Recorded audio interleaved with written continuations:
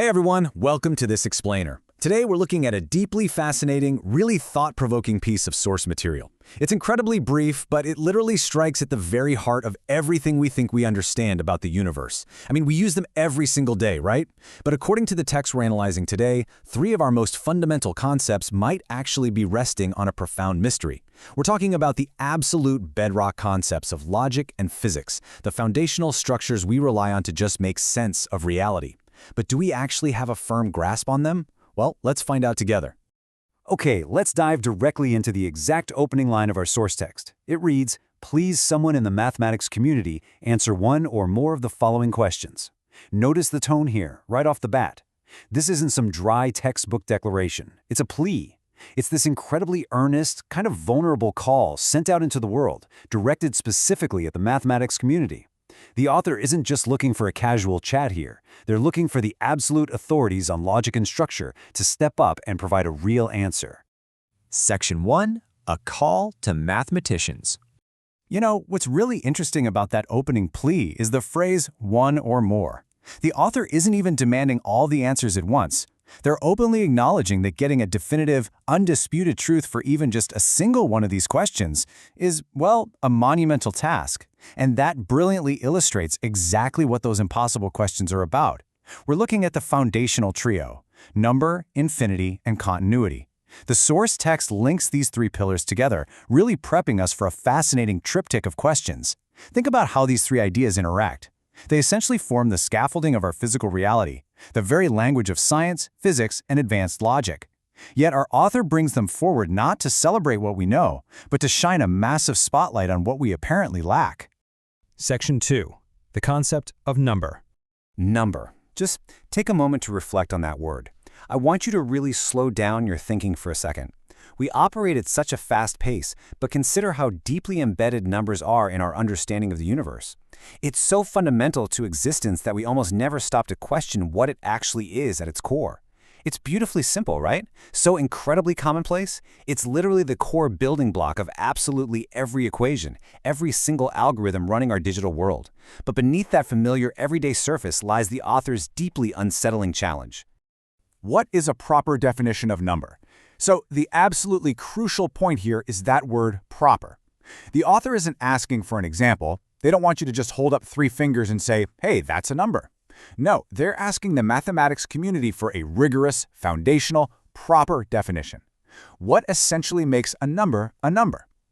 By asking this, the text strongly implies that whatever definitions are currently floating around out there, they simply aren't proper enough to satisfy the foundational truth this author is desperately searching for. Section 3. The mystery of infinity. Infinity. As we move to the second concept in our author's open letter, notice how the text is structured almost like a rhythmic chant. It moves from the tangible, conceptual building block of counting straight out into the ultimate mind-bending unknown.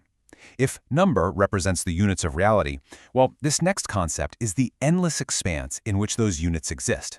I want to guide you to reflect on the immense weight and just the sheer scale of this single word. It represents something without end, something totally boundless. It's a concept that fundamentally breaks our human intuition. We can't truly picture it in our minds, yet mathematicians and physicists rely on it constantly. But as this explainer reveals, using a concept and actually defining it, those are two entirely different things. And so, the author strikes again with their second monumental challenge. What is a proper definition of infinity? It echoes the first question exactly. This repetition builds a sort of hypnotic, structural tension in the text. Once again, they're pleading with the mathematics community. Think about the crazy paradox here. How do you properly define something that literally never stops? How do you put boundaries, which is, essentially what a definition requires, around a concept whose entire identity is about having absolutely no boundaries? It is a brilliant, seemingly impossible demand for a proper definition. Section 4. Defining continuity. Continuity. I've got to say, I have genuine enthusiasm for the philosophical depth of this specific request. We've looked at the discrete individual units of numbers, we've pondered the boundless expanse of infinity, and now the text forces us to look at the very fabric that binds reality together. I want you to actively consider your own understanding of this term. What does it actually mean for something to be continuous? Is it an unbroken line? a smooth flow of time, a totally seamless transition from one state to another without any gaps. It feels incredibly intuitive, doesn't it? But intuition is exactly what our source text is trying to move past. For the third and final time, the text asks, what is a proper definition of continuity? Delivering this final identical plea really solidifies the truly monumental nature of what's being asked of mathematicians here. The author is demanding a concrete, unassailable, proper definition for the smoothness of reality itself. Like, where does one point end and another begin? If something is truly continuous, can it ever be broken down into parts to be defined? This triad of questions, number, infinity, continuity, it strips away all our daily assumptions and leaves us staring right at the bare foundations of logic. Section 5. The Unanswered Plea. Now here's where our explainer takes a really fascinating turn. If you're waiting for the source text's brilliant, groundbreaking answers to these three impossible questions, well, there aren't any. The source text provides absolutely no answers. None at all. It asks the questions and then it just stops, requiring us to fully sit with that silence.